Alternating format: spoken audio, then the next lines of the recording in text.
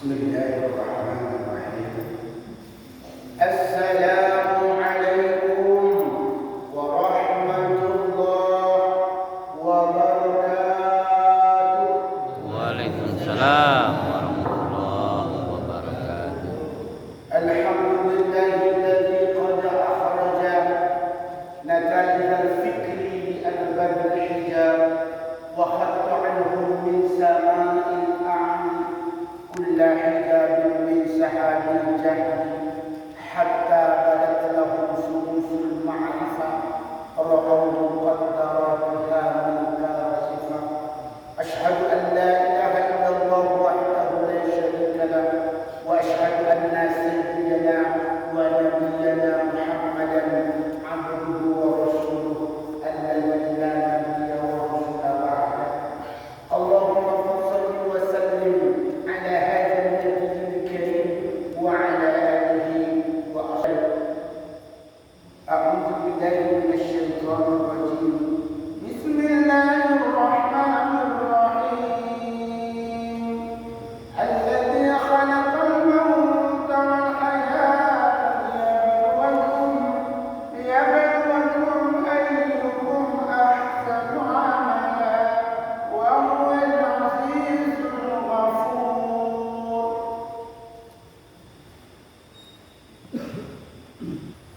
كفى الموت موعظة الحسنة. وقال أيضا إن أول الحسنة للعبد يوم القيامة صلاته إذا صلح العمل كله وإذا فسد الأمر كله. صدق الله وصدق الرسول النبي الكريم ونحن على ذلك من الشاهدين والشاكرين والحمد لله رب العالمين. Orang tua kami yang kami muliakan, Bapak Ibu jamaah Masjid Nurul Yakin, Masjid Nurul Yakin yang semoga Allah Subhanahu wa taala berikan kita maghfirahnya. Amin ya rabbal alamin. Semenjak tahun 2006 awal-awal dulu membuka dakwah di sini, kami salah satu yang pertama dibawa oleh Bapak Oto yaitu Haji Muhir ke Purwakarta. Dulu waktu itu dulu masih luar, masih aman, masih godam, pulang dari Jakarta. Allah sampai ke Yakin, Allah sampai ke Basra. Di sekolah lalu sampai mana ke Basra itu pelan dulu angan-angan baru angan-angan. Ada dulu kawannya juga namanya si Barat. Mungkin orang tahu si Barat. Ini mungkin angan-angan. Dan kalau ada di suatu dia membuat dakwah di Basra, kata lupakan. Kiranya tak dakwah yang dikembangkan di situ, bisnisnya. Memang beda-beda apa yang ada dalam buku dakwah itu kaitannya apa kasih. Ternyata yang tidak diucapkan oleh Haji Muhir, beliau tidak ucapkan sampai ke tangan buat dakwah tidak. Tapi Allah Subhanahu wa taala tahu hati beliau alhamdulillah sampai sini. Jadi undangnya dari Jakarta itu, kita buat dakwah bagi Ustaz yang bukan berkolam bawa sekali. Kini Ustaz balik ke situ. Dan Nurul Yakin itu tidak pernah sibuk dulu lah. Ternyata lah sampai lo kemari. Jamaah itu dulunya tidak ubah yang maka sunnah naik kilo ni jamaah masih tengok main. Ya bu. Itu dulu jamaah ini masya Allah. Mudah-mudahan bapak-bapak ibu panjang umur.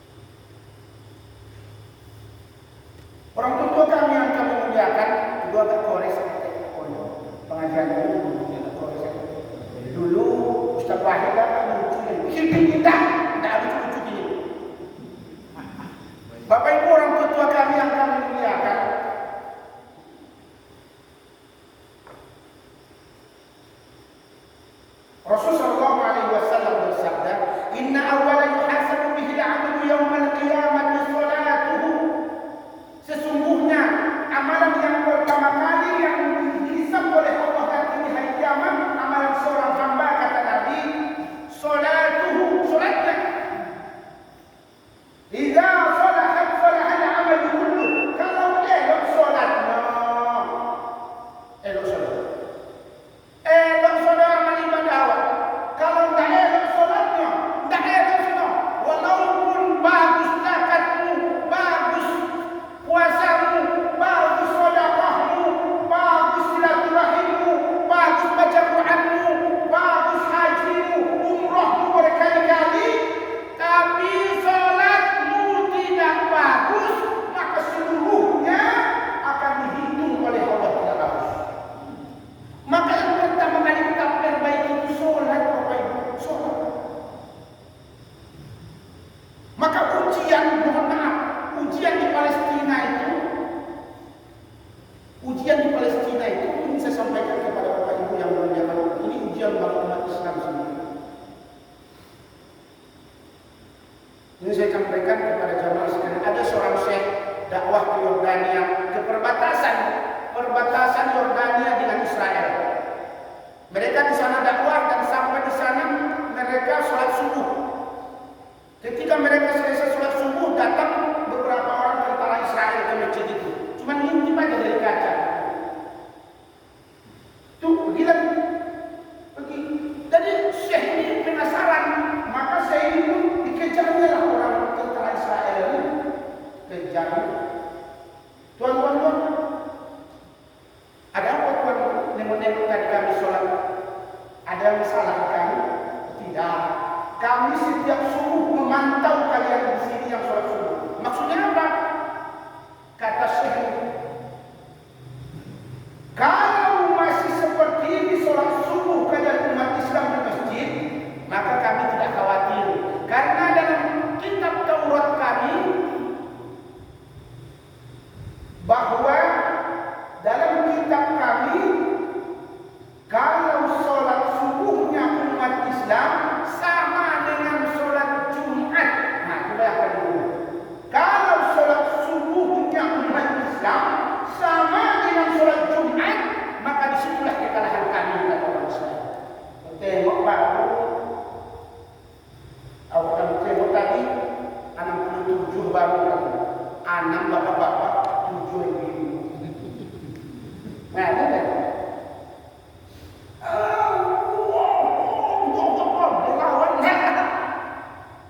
Tapi setidaknya kita berdoa. Ada juga kabar yang sangat ironis sebenarnya di daerah Gaza. Cuman saya semoga mudah-mudahan kabar ini tidak benar. Ada seorang pemuda azan sholat. Habis azan lepoy. La ilaha illallah. Ini tangkap dia orang sholat. Orang pendatang. Mau kemana? Tugas dari situ cuma azan dulu.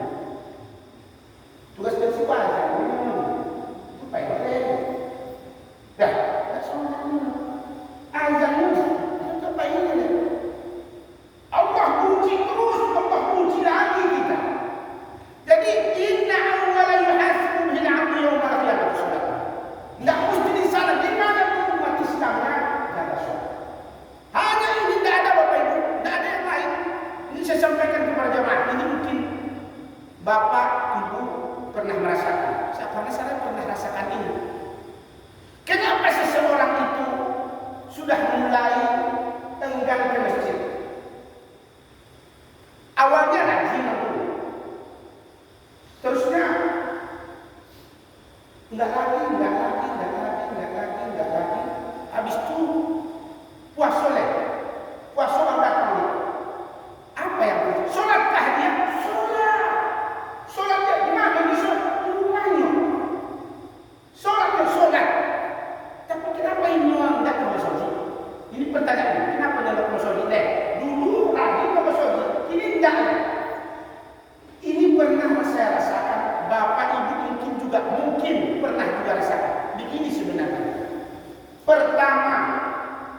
rajin bersolat. Suatu ketika diuji oleh Allah, entah apa halangan tidak datang ke masjid. Habis itu pas berangkat ke masjid, adolon tahap halangan ini ujian, adolon tahap halangan. Yang ketiga, apa itu masjid? Tidak adolon halangan. Nang keempat, tidak ada halangan ini.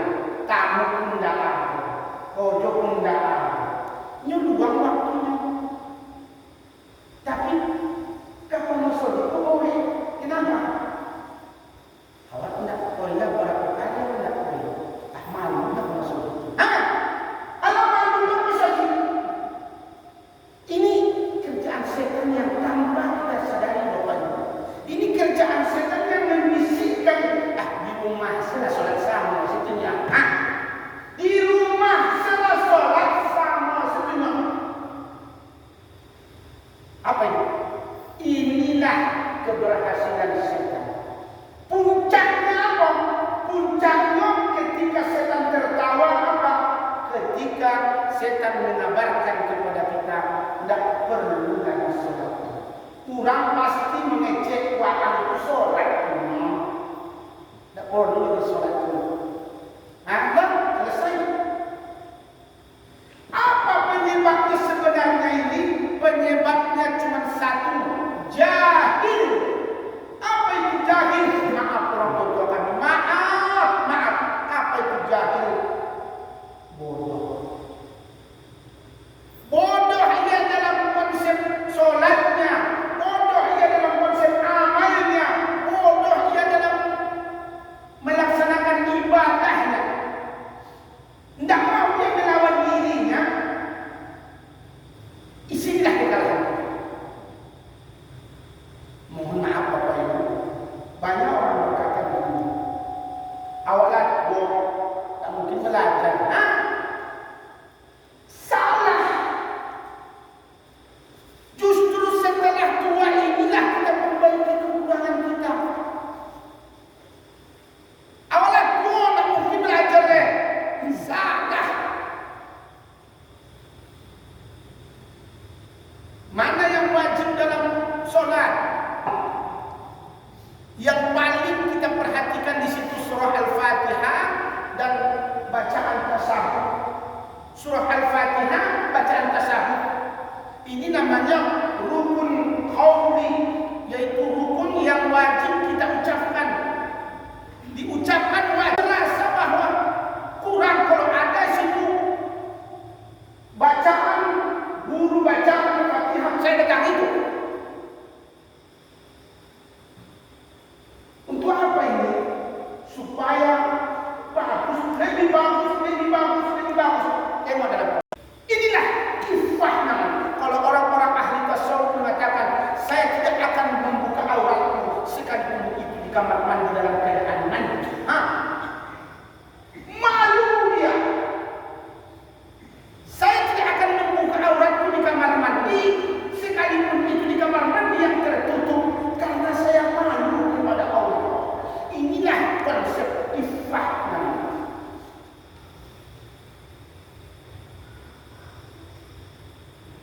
Mohon maaf,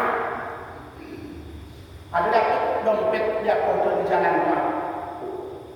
Ketemu dompet di jalan. Orang yang tidak memiliki sifat ifah, maka apa katanya? Rezeki anak soleh. Rezeki anak soleh dari Hongkong. Dari mana mau cerita itu? Bayangkan.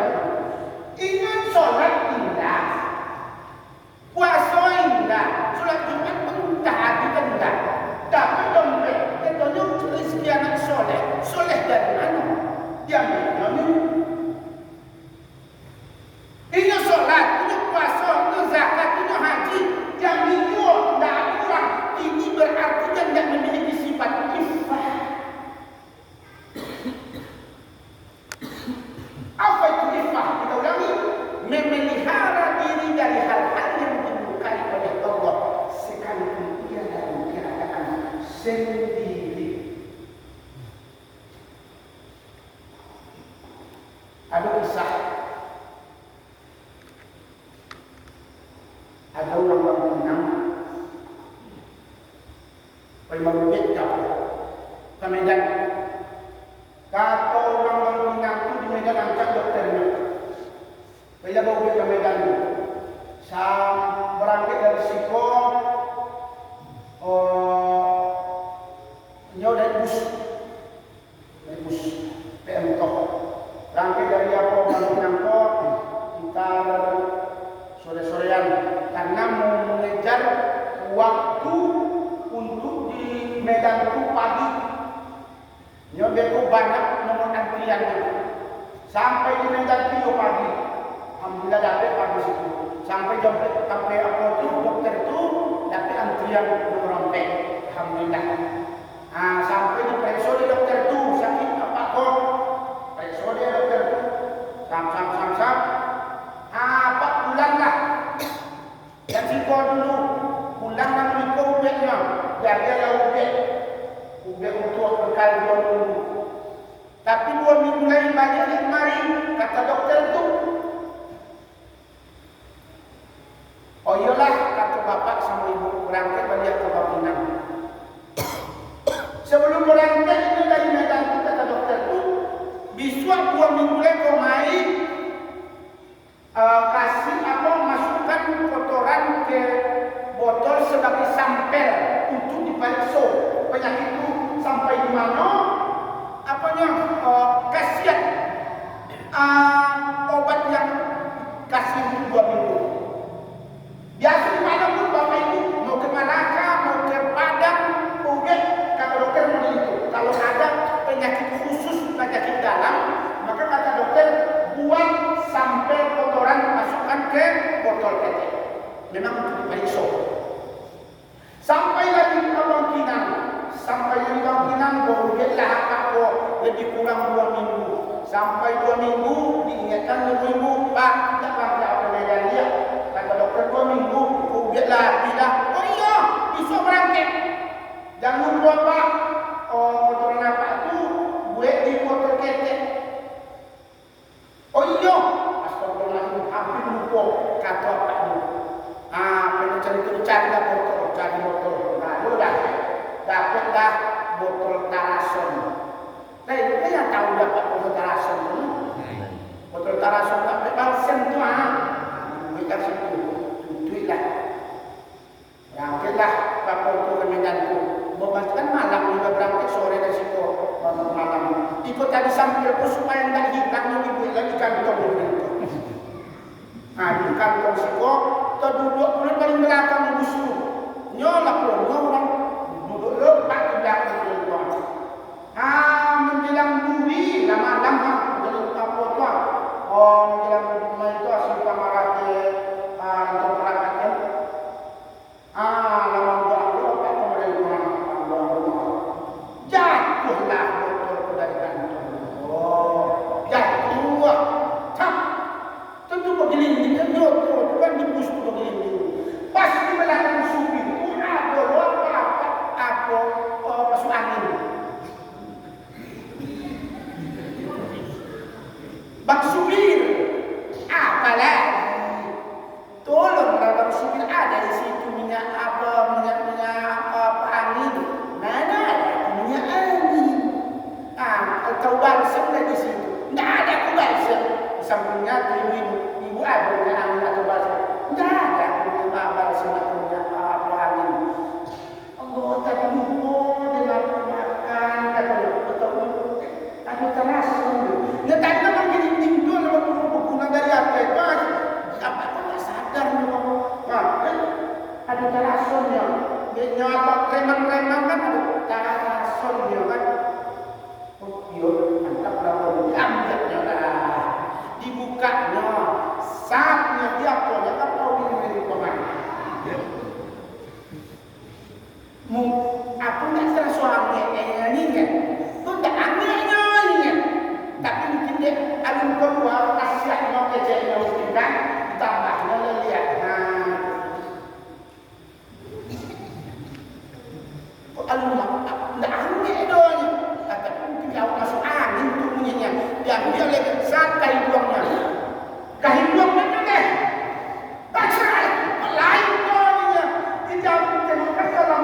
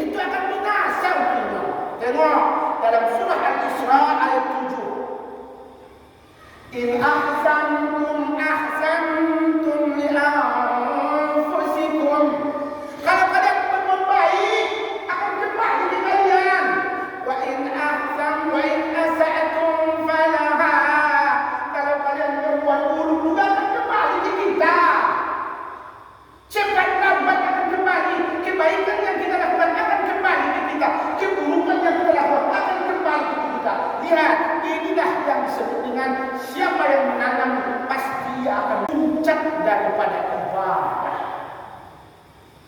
Dari mana dapat ini? Inilah dari akhlak ibadah.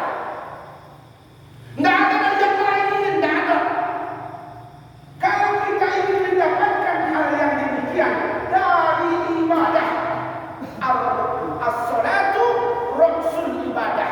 Salat itu adalah induknya ibadah. Dari salat kita belajar bahwa salat akan mendidik kita dari hal-hal yang dimurkai oleh Allah.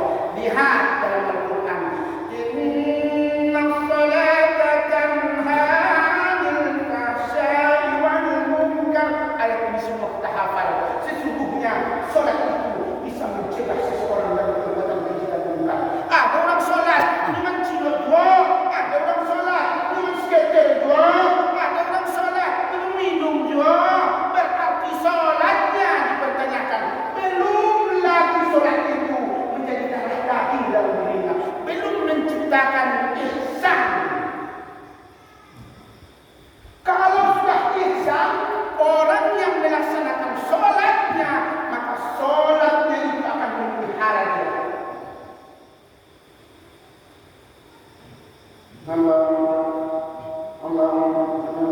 Belum sempurna rukun takut sama orang lainnya, takut sama mertuanya, takut sama bisa berpendak ke masyarakat. Itu jalannya apa sholat Jumat? Sholat apa kok? Itulah sholat bermasyarakat namanya. Ada nama dari kok? Ada nama dari kok? Sholat bermasyarakat di situ ada? Enggak, enggak ada. Kalau itu kami ada sholat bermasyarakat namanya. Enggak, kalau enggak tahu poinnya sholat, itu dipecat dari masyarakat. Apalagi sholat Jumat. Kalau tempat kami kan yang muslim enggak sholat Jumat datang berturut-turut 3 kali berturut-turut nanti sholat Jumatnya dicoret dari daftar Islam dicoret ya. Berarti ini adalah sahih kok. Berarti ini tidak kelakar buat kok. Karena tadi hadis Rasulullah itu. Barang siapa yang tidak sholat Jumat 3 kali berturut-turut, maka sama ia telah keluar dari Islam. Tapi ada orang coba masyarakat kawan. Apa coba Ustaz? Jumat ikonya tibo, biswa indah, biswanya tibo, biswanya indah, biswanya tibo, biswanya indah. Jadi berturut-turutnya. Allah tidak perlu dicemehkannya, Allah dimain-mainkan. Kan hadis itu berturut-turut Ustaz. Jumat siang, Jumat kedua, Jumat ketiga. Jadi indah. Tibo, Jumat kedua indah, Jumat ketiga tibo, Jumat keempat indah. Sama menciptakan Allah, mempermainkan Allah. Hati-hati. Siapa yang mempermainkan Allah? Barang siapa yang main-main dalam sholatnya, berarti main-main dengan Allah. Kalau sudah bermain-main dengan Allah, apa sebenarnya ini?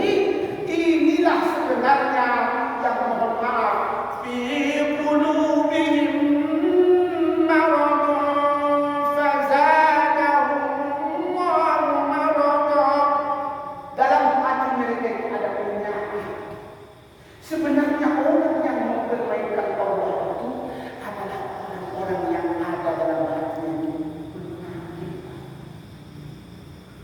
Dalam kitab Tafsir Al-Azhar yang dikarang oleh Profesor Dr. Buya Hamka, penyakit itu bisa disembuhkan karena mereka tidak mau menyembuhkannya atau berobatnya. Fazadahumullahu maradun, maka Allah tambah itu penyakit.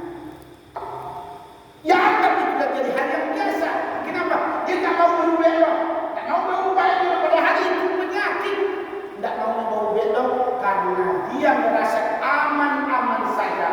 Setelah nanti dia meninggal baru menyesal. Orang yang meninggal itu Bapak Ibu mohon maaf, itu seperti kita tidur jauh mimpi, ternyata mimpi. Nah, model itu kita dalam barzah itu dikubur,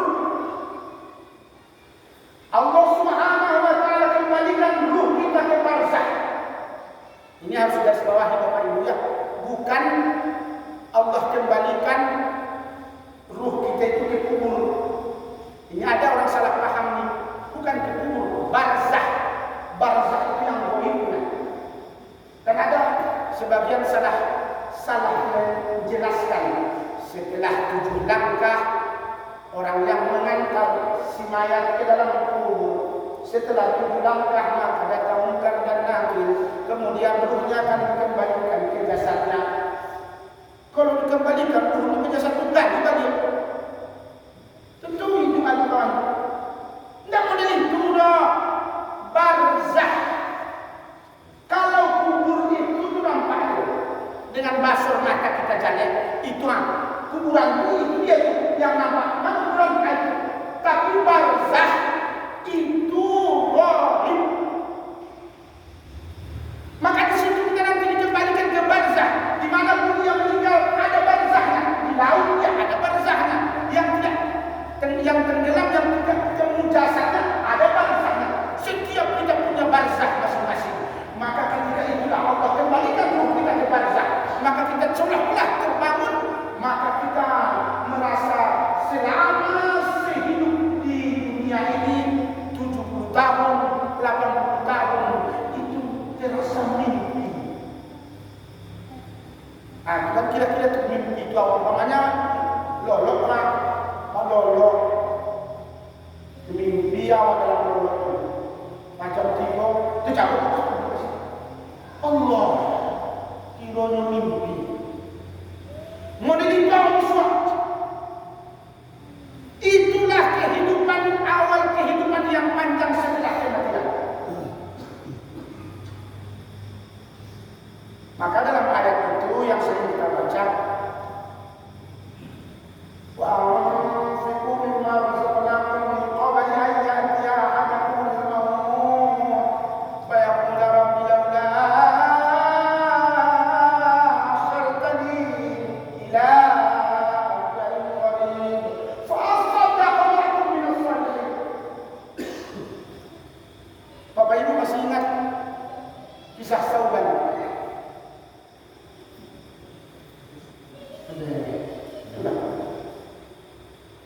Harus katakan itu harus bisa supaya sampai subuh macam mana? Mana dan beberapa itu kamu seperti lain. Nah, saya dulu sedikit lagi untuk menangkap bentuk kisah Sauban. Kita ulang-ulang kaji karena orang tua kita mengatakan pasal jalan dia batang buah dan saya kaji ulang. Kisah Sauban radhiyallahu anhu setiap subuh Rasulullah keluar dari kamar ini. Rasulullah punya kamar, ini pintu kamarnya. Jadi Rasulullah selalu melihat di sebelah kanan, Sauban sudah duduk di situ. Setiap subuh, tengok subuh sudah duduk di situ Sauban. Suatu ketika Sauban tidak ada di situ. Mana Sauban? Tidak ada. Maka azan, sudah selesai azan. Ada Sauban situ, sudah ramai jamaah. Tidak ada ya Rasulullah. Kita mulai dulu, mana tahu ini perjalanan. Tunggu, sudah mulai dalam kisah dikatakan sudah mulai mau habis waktu subuh. Ya Rasulullah, Sauban tidak ada. Komat kata Rasulullah kepada Bilal. Kata Rasulullah Bilal komat. La ilaha illallah. Selesai solat. Assalamualaikum warahmatullahi wabarakatuh. Rasulullah menghadap ke jamaah seperti bukan biasa. Tengok. Ada Sauban? Tidak ada ya Rasulullah. Setelah selesai mencerita soal subuh, maka ditanya kepada sahabat, siapa yang tahu rumah Sauban? Mana tahu dia sakit? Ada tunjuk tangan seorang sahabat saya Rasulullah. Ayo kita ke rumahnya. Rasulullah SAW dengan sahabat tadi berangkat ke rumah Sauban. Mana? Masih jauh lagi. Dekat lagi ya Rasulullah. Sampai di sana apa dikatakan dalam satu kisah itu? Sudah masuk waktu duha. Habis subuh sudah masuk waktu duha, sampailah mereka ke rumah Sauban. Assalamualaikum. 3 kali diketuk pintu, keluarlah istri Sauban. Waalaikumsalam. Keluar Sauban. Ada saubannya. Ya Rasulullah, Sauban sudah meninggal dunia. Sauban sudah meninggal dunia. Oh, pantas dengan kata Rasulullah. Sauban itu orang baik. Tunggu ya Rasulullah. Ya Rasulullah, Sauban sebelum apa meninggal dunia atau sebelum dia ucapkan kalimat la ilaha illallah, dia mengucapkan 3 hal. Apa itu kata Rasulullah? Ya Rasulullah, ketika ia sakaratul maut itu, seandainya lebih jauh lagi, seandainya yang baru, seandainya semuanya, la ilaha illallah. Selesai. Saya tak ngerti apa maksudnya ya Rasulullah. Maka Rasulullah SAW menundukkan kepala. Kemudian datang Jibril menyampaikan kepada Rasulullah apa maksud dan tujuannya. Maka Rasulullah SAW sampaikan kepada istrinya, wahai istri Sauban, sesungguhnya yang pertama yang diucapkan oleh Sauban adalah seandainya lebih jauh lagi. Sauban itu dari rumah ini sampai ke masjid itu jauh, tapi ketika sakaratul maut Allah perlihatkan pahala perjalanannya, maka terucaplah dari mulutnya ketika sakaratul maut, ya Allah, seandainya lebih jauh lagi perjalananku ke masjid. Itu maksudnya yang dia ucapkan. Aduh, kayak masjidnya ada kubur. Sauban berjam ke masjid, jalan kaki berjam-jam ke masjid. Maka Allah perlihatkan, ya Allah, seandainya lebih jauh lagi perjalanan ke masjid, niscaya dia lebih besar pahalanya. Allah perlihatkan pahala itu Bapak Ibu. Yang kedua, seandainya yang baru, apa kata Nabi? Wahai istri Sauban, si Sauban ini kalau subuh-subuh selalu buah bajunya yang buruk dari luar, dari dalam agak baru, yang baru dipakai yang dalam dari luar yang tebal tapi sudah lama. Maka dalam perjalanan ada orang kedinginan, dia kasihlah selimut yang dari luar itu yang lama itu, dikasihnya lah ke orang yang kedinginan itu. Maka ketika sakaratul maut Allah perlihatkan pahalanya, maka terucap dari lisannya, wahai Allah, seandainya yang baru, pakaian itu yang baru memperkas. Maka istri Sauban mengatakan, ya Rasulullah, yang ketiga apa ya Rasulullah? Yang ketiga kata Rasulullah, kenapa dia katakan seandainya semuanya? Ketika dia pernah sarapan pagi yang engkau persiapkan kepadanya roti, kemudian segelas susu, maka datang orang peminta-minta, dikasihnya setengah susu ke orang peminta-minta, roti yang satu itu dibelah 2, maka ketika sakaratul maut Allah perlihatkan pahalanya. Sedekahnya yang seperti itu Allah perlihatkan, maka terucap dari lisannya, ya Allah, seandainya susu itu semua saya kasih, ya Allah, seandainya semua roti itu saya kasih, niscaya pahala tentu lebih besar dari Bapak Ibu orang kami yang dimuliakan. Tidak ada ibadah sekecil apapun ibadah kita kecuali tidak pasti itu kepada Allah. Ayo kita sama-sama kita perbaiki sholat